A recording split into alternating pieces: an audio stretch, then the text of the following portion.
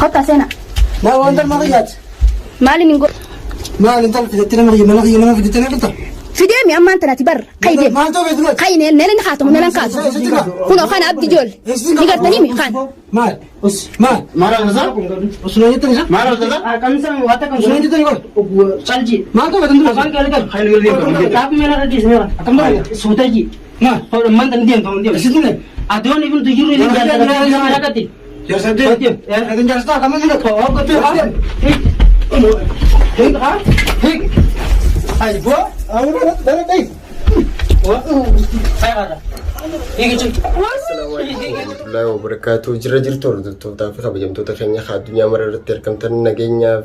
keenya salaamtaan teenya bakkuma jirtanitti isinaadha qabdu isiniin jechaa dhufne alhamdulillah deebinee jirra. Maaliin deebiin jechuun keessan hafa hin qabu. Arragaa wanni nan deebiin hedduu xiqqoo dura viidiyoo takka arkeetiin hedduu takka aaree mataan kun gara nagalee hordoftoota fi kabajamtoota keenya maaltu mataa gara sigalchee jechuun keessan hafa hin qabu. Inshallah hanga dhuma viidiyoo kanatti nu faana turaa like share subscribe godhuudhaan nu jajjabeessa hanga dhuma viidiyoo keenyatti waan viidiyoo kiyyaa isin dabarsa. Akkuma beekamu gaa hordoftoota fi kabajamtoota keenya namni jireenya namaa keessa galee jireenya namaa laaqaa jiru arkuu jirtan ni gartaniis har'a maaltu deemaa jira. Hay maali dirqama jaarsa namaa yoo namni agartee jaarsi namaa jaartiidha yoo galee dirqama tumamuudha qaba. Manatti dhufanii tumuu qabani. Hordoftoota fi kabajamtoota keenya duniyaa mana hin jirre har'aan tana duula bobbaa ajaa'iba abdirra gaggeeffame. Alhamdulillah dhiyoota nagaa taanee nageenyi dhufee jenneeti gara isaaniitii rabbiin nagee buuse ammoo mee maaligaa wanni deemaa jiru kun hay namni kun akkanuma lafaa kaaniituma nama dalagaa nama godhatanii hay dirqama iyyuu hin jaalaltiin jirani dirqama na jaaladhu jira. Hordoftoota fi kabajamtoota keenya wanni kun waan fakkaataati miti. Yoo namni kun maaliif waan kana hundaa'u akka dubbiin tun akkana taatu akka karaa kana deemtu maaliif godhan hay dhiirtummaan urjii hojii dheeytee abdii tumte sanoo warra akkami warra sammuu hin yaanne hay inni kun jaarsa namaa ta'uu ni beekani. Maal jechuudha kun viidiyoo isaa argeetiin xiqqishoo dura mataan kun gara nagale wallaahi hordoftoota keenya maal yoo naan jettan har'a hedduu takkaan aare gammachuun qabu isinii galee maaltu gammachuu si fuudhu yoo naan jettan waan kana maal islaa hay namni kun akkamitti bobbee galaa'u hay dirqama jaaladhaan sin jaaladhu yoo jee inni jaalala keessa hin jiru jireenya bultii isaa keessa deebi'ee jira. Hay bultii isaa keessa maaliif jiraatanidha. Hordoftoota fi kabajamtoota keenya namni gaa kara deemaa jiran harkaa jirtan inshallah ta'ala warra agartee mi takkallee balaa jala najaabi rabbi sinaa taasisu nu taasisu walumaanu hunda keenyaa nageetti haa ta'u bakkuma jirtanitti nageenyi isin bira haa jiraatu. Haalli deemaa jiru takkaffaan kana addirratti maaltu deemaa jira laaltanii arkuu jirtanii inshallah ta'ala gaa murna qabxii lammaffaa keessatti faraan maalirra jirtaa eessa jirtaa jechuun keessan hafa hin qabu. Har'a wanni nan irra jiru takkaffaan taabjii tanaatu hedduu takka naafise. Lammaffaan maali yoo jettan hordoftoota fi kabajamtoota keenya lammaffaan hedduu jaarsaa fi jaartii gidduutti tattaaffii godhaatiin jira akka isaan nagee argatan akka nageen tasgabbaa'anii qalbiidhaan bakka takka deebiin jeetiin halkanii guyyaa tattaafachuu jira. Maali yoo naan jettan iftuun kaleessa Abrahaam wajjin mana isii dheeneeti yeroo mana isii dheenu maal kanuun jettu taate faraan hedduu takka rabbi siyaa kabajuu nu kabajje kabajaa sanirratti ga'ani viidiyoo kaameraa kaayattee akka isiin nuuf ta'aa jirtu hin agarre hin beekus hordoftoota kabajamtoota keenya wallaahi irraan beekon amma immoo reefu galgala kana sa'aatii muraasa dura viidiyoo isii daleedisan argee hedduu takka aare maaltu si aarse jechuun keessan afaan qaba ani anaaf sii fi jaarsa kee qofaaf fixaa dubbii tana jeetiin itti himee jira. Yeruma jalqabaatiif jechuu isiidhaan wanni kun waan barbaachisuu miti dhaabbadhu oduu namaaf raaluma dhiisiiti dhugaa jaarsa keetti waliin teenyeetuma barrajeetiin isii itti himee jiran haya naan jettee ani yeroon bilbilaan guyyaa akka kaleessaa nan godhini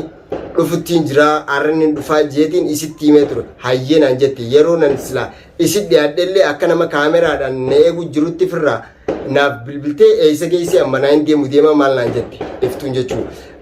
Manaa deemuun isii gaa ani dhufee si jala gee si dhiyaadhe jee yeroo nan itti himu hayi maali kaameraa qopheeffadhu maal hin jenneen.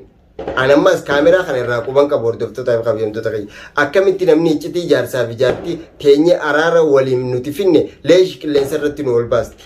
Maaliif qilleensa irratti nu baasti? Iftu please nuti akka ati viidiyoo san qilleensa irratti ol gadhiistuu fi miti. Tamam wayima ammoo Abrahaam akkana godhu jiraati na argaadhaa miti. Siigalee badii waan inni si godhu jiru san hundaa hubadhee nin fixaa jeetiin akka ilmoo namaatti qoma dhodhee si dhiyaadhee yaada keessirraa baree atis dhugaan na fayyisa malee agartee miti namni dhugatti namanne nama miti an dhugatti namana naan jetteetiin gurbaa qabeessif fidee tamam akka haasosa wajji haasoine egaa iccitii waan jira dhugaadhaan fuudhe moo dhugaan hin fuune waliin agarre fuula kee duratti waliin keessaa baafni. Egaa agarteefu maaliif hin dhiisini qilleensa irratti ol baafta? Viidiyoo san maaliif qilleensa irra baaftaati? Hayi maal jechuudha kun? Jechuun ani akkanatti jira kun Abrahaam qilleensa irra baasee maali kun? Maaliif ta'a? Hayi xiqqishoollee maaliif itti yaadin akkuma duraanuu obsitee sabriidhaan obsa waa hundaa'u dabarsaa jirtu sanitti maaliif hin dhiisin? Yoo yaaddillee viidiyoo san leesh qilleensa irratti nu gadhiista. Nuti araara keessan gaafuma nagee taatanii nagee keessan barbaadeeti yan.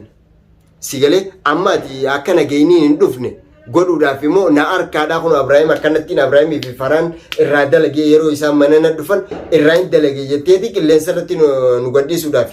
kana hayyamte san hundaa'u ansitti aareetiin jira hedduu takka dubbiin teetuun hedduu takka mataa na dhukkubsiteen. Siigalee laannoo yaadaanis ta'ee akkuma hundattu moo nu caalaa uummata si cinaa jechee Abrahaam taa'ee mana isaa keessa dhaadachuuf jiru saniitu nurraa fudhatama harka teessi biratti moo maali jeje isaaniitiin deemu jirta dhaabbadhee halaasan dhugaan tiyyatanaa gurbaan sitti himee jira jetee dura taa'ee sitti himee maali si duubatti miti dhuga waan jira waan namarraa dhageessisan dhufee gurra keetis si hime.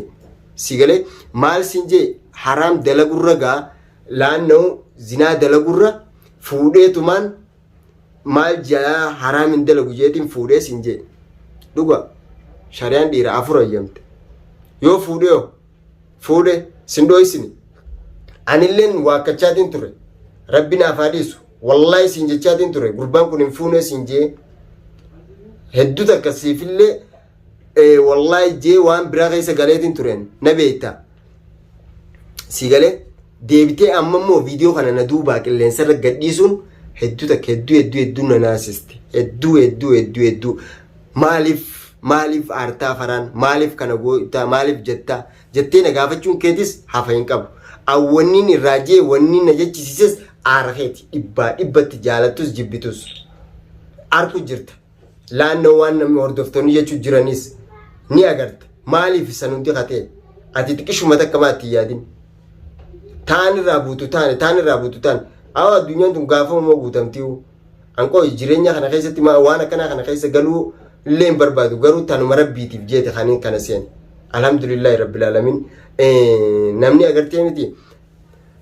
ijji dhagaa duubatti waan agarree ija mutaadhaaniif keessaa baasanii jette Oromoo garuu arra gocha kanaatu ta'amaa haala kanaatu dhufaa jee hiyyaanne hordoftoota fi kabajamtoota kiyya. Maaliif yoo naan jettan kunni dhufa jee xiqqis tokkotti yaadeen beeku ni huneeneewu maaliif hin eegin haywanni kanaa kun hin uumamtuu jeeti gaa galee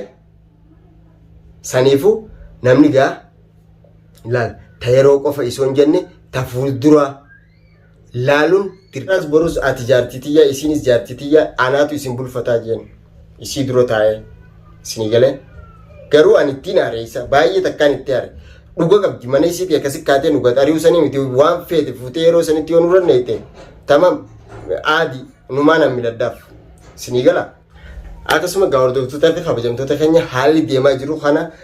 iftuun gocha namni nama goone nu gootee jirti. Isinii galee ani maaliif waan hundaa gartee miti jaarsaa fi jaartiidha isiin tun harkaa fi afaani bakka adda dhaqan hin qaban abbaan fadhe olu taale abbaan fadhe gatu taale abu wanni isaan karri addana kan hin jiru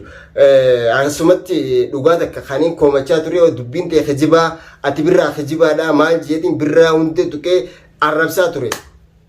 maaliif isaanis wanni na aarse dhufaniituma dhaddacha mana namaa keessa taa'anii gulantaa namaa seenanii haasa'uu saniitu waan biraa keessa na galche aan jechuu haalatti illee aaranii nin araarfadha isaanis maaliif hanqaan dhugaa jirtu hin arkinitti hedduu takka mataan kun na dhukkubaa ture garuu eegaan dhugaa arkeo jara san anaatu itti balleessee na dhageeme sinigalee hordoftoota fi kabajamtoota kiyya maaliif itti balleessite asirratti ol bee isaan tuquufiin itti balleesse malee ammoo badiin isaan qaban mana namaa dhaqanii bakka jaarsin jirretti jaartii wajjiin taa'anii akkana siigoon akkas siigoon akkana siigoon jaanii dhiiraaf hin dhaadattu sanuu jaartii hojii ta'anii abbammaa fadhiyoo taanaan jaartiinis jaarsinis jaartiin ta jaarsarraa kaatu hin jirtu jaarsi ka jaartirraa ka'u hin jiru abadan akkuma agarteemi baarii fi fatiyaa harka hammeenya waliif hin qaban isaan jaalala waliif qaban gartee najjaashishaan isaan jidduu seenee akkasitti akkanaan siitu kas godhe siitu kana godhe jeetii isii tuttuqaa jira ture duraaniif amma immoo deebi'eeti galanni san jajuun dirni turtii taa'amma harkarratti san sinigala amma akkasitti waagaa isaa fudhachuu jira inninis sinigalee waagaan isaa akkasitti fudhachuu jira tolchee bareechee akkana qaxaaqaxamu jira sinigalee hordoftoota fi kabajamtoota kiyya waan inni ta'u jirus argaa jirtan kaa waan inni qoftiin isinitti himuu miti viidiyoo isaanii argaa jirtan sinigalee maaliif ta'a kun hundinuu yoo namni if kabaje namni lafaaqee ati kanaa jee si tuqun jiru abbummaan fadheeyo anis yoo lafaaqee kaniin bilaash akkanuma nama tuqu taate ati kaakasii faraan jaaniitu mana tuqan nin beekadha san ifiin beekas saniifuu dirqama gaa maali waan nama nan xu'isisne waan agartee miti naafi nama walitti hin buusne firraa hin beeka isinii galaa taa'eetuma eeggachuu hordoftoota fi kabajamtoota kiyya isinii galee waan san taateefu namni la'anna'u abbummaan fadheeyo waan jira tana agarteemi wanti hin jiru waan jira hunda tana san ijaaniituma waliin mari'atanii mariidhaan wajji gaggeessan akkas hordoftoota fi kabajamtoota keenya inshaallahu taala isinii dheereesseetiin jira baay'ee takka dhiifama noof kolcha asumaan hanga dhuma viidiyoo keenyatti nu faana tura hordoftoota fi kabajamtoota keenya isin jaalanna assalaamu alaykum warahmatullaahi wabarakaatu nagaan na jiraadha hanga viidiyoo biraa qabadhee isiniif dhufutti nagaan na jiraadha